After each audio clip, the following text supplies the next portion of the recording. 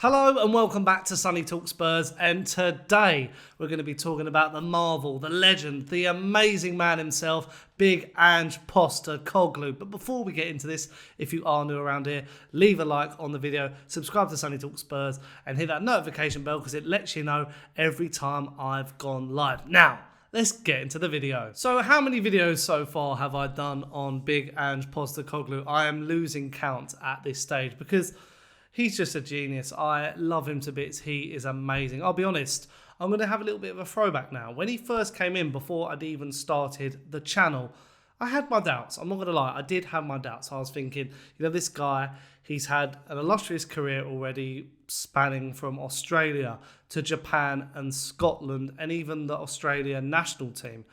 And, along the way, he's achieved a lot. He's played an amazing style of football. But if you line all those leagues up in a row and compare them with the Premier League, which is obviously one of the greatest, if not the greatest league in the world, will the person and will the style step up to this level of football? And, many people did question it, and I was one of them. I think many Tottenham fans were questioning it as a factor. Like, can this guy really actually handle a club, first of all, in turmoil, that could not even, the likes of Jose Mourinho, Antonio Conte, even dig out of like the mess they were in, and prove a lot of people wrong.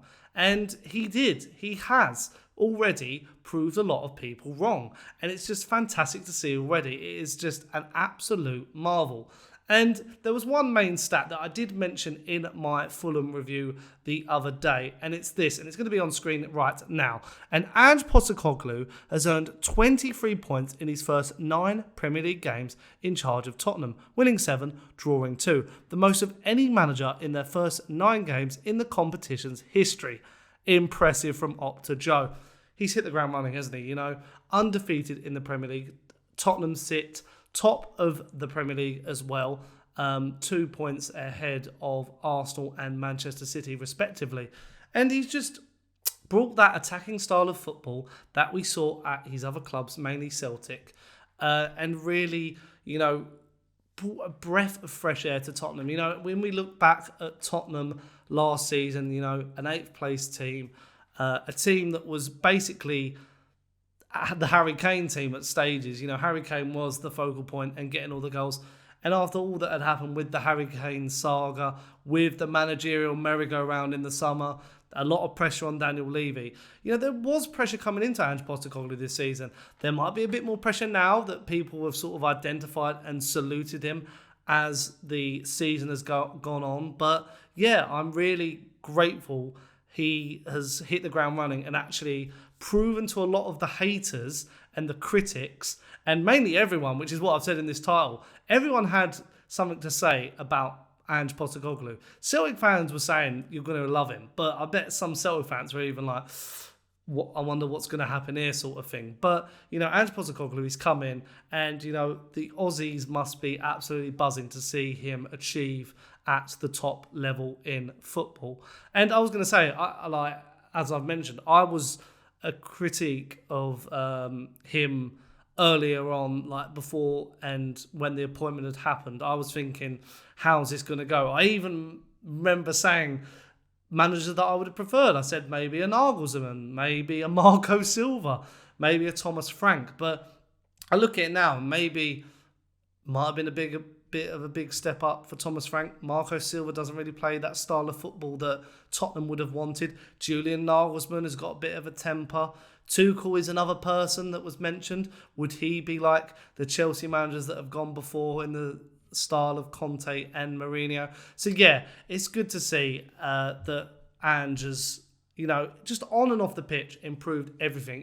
The style we're playing, the goals we're scoring, the improvement in certain players, the signings that have come through the door, the attitude and the aura around the man is impressive. I love him to bits already. And speaking of his aura and personality, it leads me on to my next quote, and it is this that he said after the Tottenham game. He was asked about the season ahead. Tottenham obviously being praised for their amazing start and what their aims and what their achievements and what they can fans can expect as the season goes on, where they will finish. And he said, "Are we bitterly disappointed if we have not improved as a football club from where we are now? I still think we have so much more improvement in us." He even said after the Fulham result, he took a lot of the blame for Tottenham sitting off. He's done it in pre-season as well. I think James Maddison said to Sky after the game as well about how in, a pre-season game, I think it was against Shakhtar Donetsk, they'd gone 2-0 up and they were sitting back. And he was like, this is not what this Tottenham side does. We do not sit back. We are not Conte.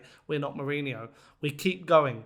And if we keep going and it fails, it lies at my doorstep. And that attitude of taking that self-worth and the attitude of how, it is him. It's his ethos. And if the media are going to come for someone, it's going to be him. And we've seen it. And I keep referencing the names, but Conte showed in the Southampton game he was ready to chuck people under the bus. And don't get me wrong, I, for one, as many Tottenham fans, have blamed the likes of Davinson Sanchez, Eric Dyer, Hugo Lloris in the past couple of seasons. But you have to also blame managers. They're setting the team up.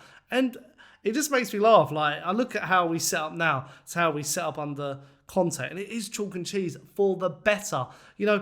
Conte's system relied on fullbacks. We're getting more out of our fullbacks now in Destiny Udogie and Pedro Porro than we ever did in Conte's system. It's just absolutely, I can't fathom how much it's changed. It's just so, so good. He is just such a good guy. The stats also back him up. It's just so much better football, the points total, the passing, the progressive passing, the goals, it has all gone. The metrics have gone through the roof. All the players are performing at their best and the best ability they can attain under this manager. And I said in the past, players like Son, players like Kulusevski, they needed a manager to put an arm around them and improvement. And he has. We're seeing the players actually get the benefit from a world-class attacking coach. And then also my final graphic that I wanted to show is something they showed on Monday Night Football.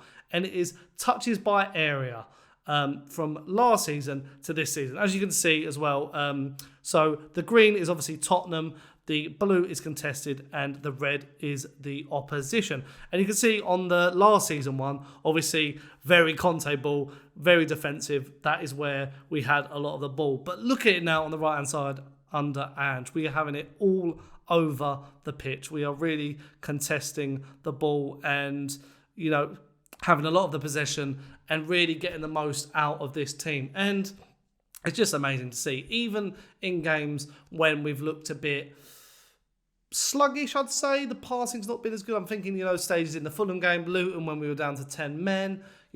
We haven't struggled, I'd say. I'd say we've kept the ball and we've kept going and we've had a lot of chances. We've had more possession.